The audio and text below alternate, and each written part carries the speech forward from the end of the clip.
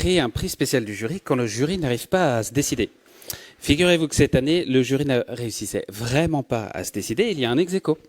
Et pour présenter cet ex-aequo, j'appelle Sarah Garcia-Gallon, qui est la responsable des partenariats Adoptoys, qui nous suit également depuis plusieurs années. Bienvenue, Sarah.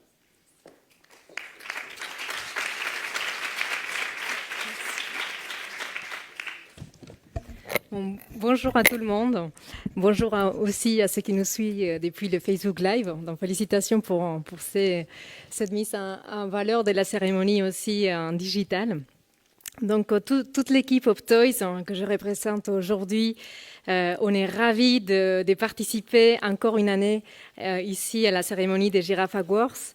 Depuis déjà 5 ans, nous sommes partenaires de l'association Agir pour la petite enfance, avec qui nous partageons une vision, une passion pour l'innovation pédagogique, justement pour permettre aux tout petits de s'éveiller au monde, et vous les accompagnez tellement bien, on a vu dans les dossiers.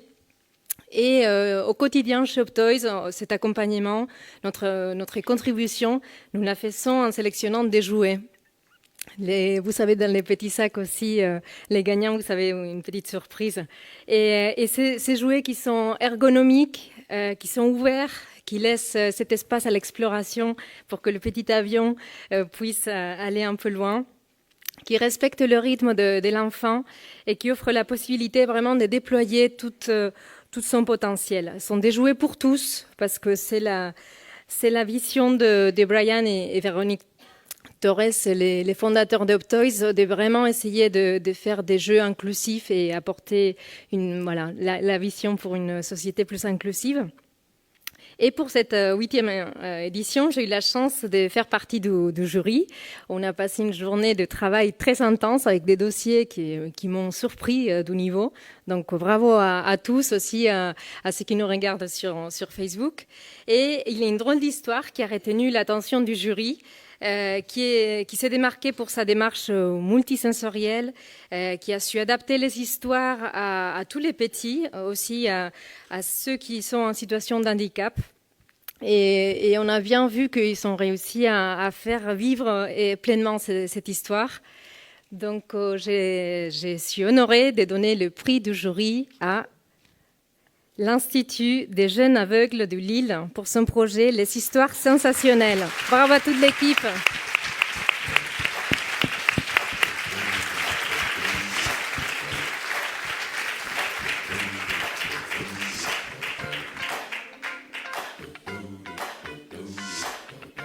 En fait, Jennifer Barbast, l'éducatrice spécialisée, Noémie Mouret, la psychomotricienne, et Régine Éloi, l'orthophoniste.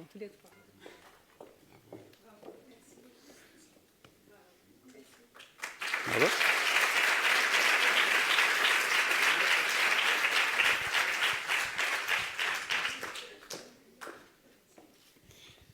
Bonjour. Je voudrais vraiment vous remercier pour ce prix.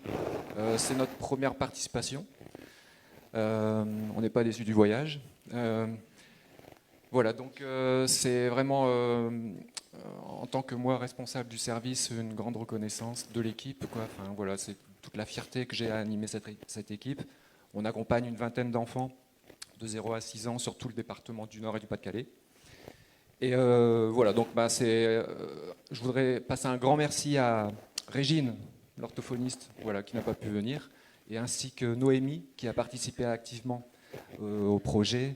Beaucoup d'implication, beaucoup de professionnalisme, et bien sûr Jennifer aussi, éducatrice spécialisée, qui est à l'initiative en fait de cette participation. Merci encore beaucoup. Merci beaucoup.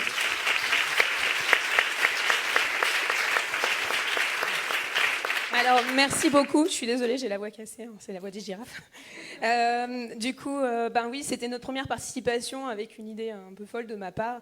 En fait, on a un service qui accompagne des enfants de 0 à 6 ans atteints de déficience visuelle, donc malvoyants ou en cécité, avec un soutien parental énorme. Nous n'accueillons pas d'enfants dans la structure. Nous allons vers les enfants, vers les structures, vers les professionnels de la petite enfance.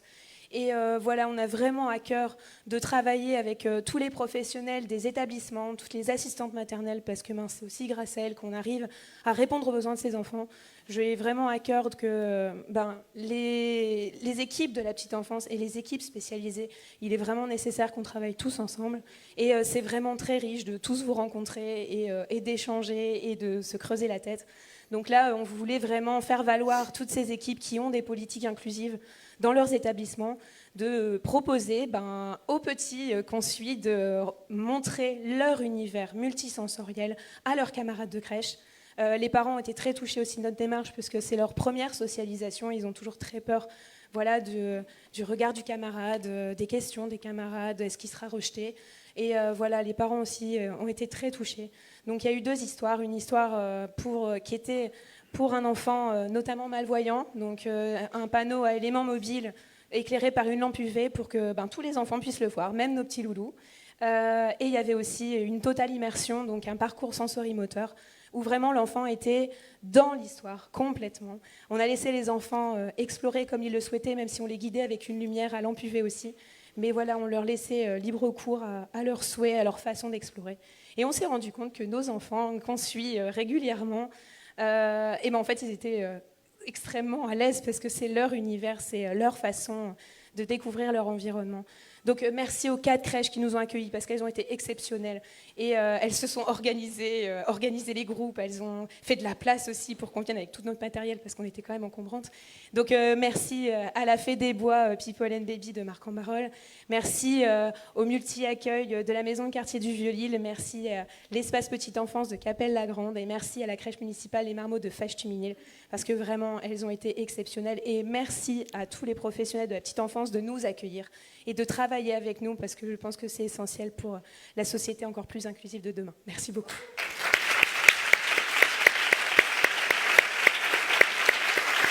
Méline ? Oui, effectivement, dans votre dossier, vous citez une phrase du livre de Maryse Perrin. Comment ne pas souligner que l'approche sensorimotrice que nous mettons en œuvre dans le travail avec les enfants déficients sensoriels peut largement bénéficier à tous les enfants. En fait, l'accompagnement spécialisé peut enrichir les démarches éducatives classiques. En effet, aujourd'hui, je pense que le monde de la petite enfance emploie largement les travaux qui ont pu être faits dans le cadre de l'accompagnement au handicap. Maria Montessori, la première, s'était inspirée du docteur Itard qui a beaucoup œuvré pour les enfants malentendants. Je crois aussi que c'est un peu le parcours de Hop Toys qui, au départ, était un fournisseur vraiment spécialisé pour le public porteur de handicap et que de plus en plus de structures petite enfance se sont tournées vers ce type de matériel sensoriel. Et je crois que sensorialiser les supports d'éveil des jeunes enfants, c'est pédagogiquement très pertinent puisqu'on sait que les enfants accèdent à l'apprentissage par leur sens et donc c'est en ça que voilà, votre projet nous a doublement marqué par l'investissement de l'association mais aussi parce que vous avez mis en lumière que ce matériel sensoriel était bénéfique pour tout le monde. Donc votre projet est une vraie réussite non pas pour le trio mais pour le quatuor, enfants, parents, professionnels et associations aussi. Bravo. Bravo encore.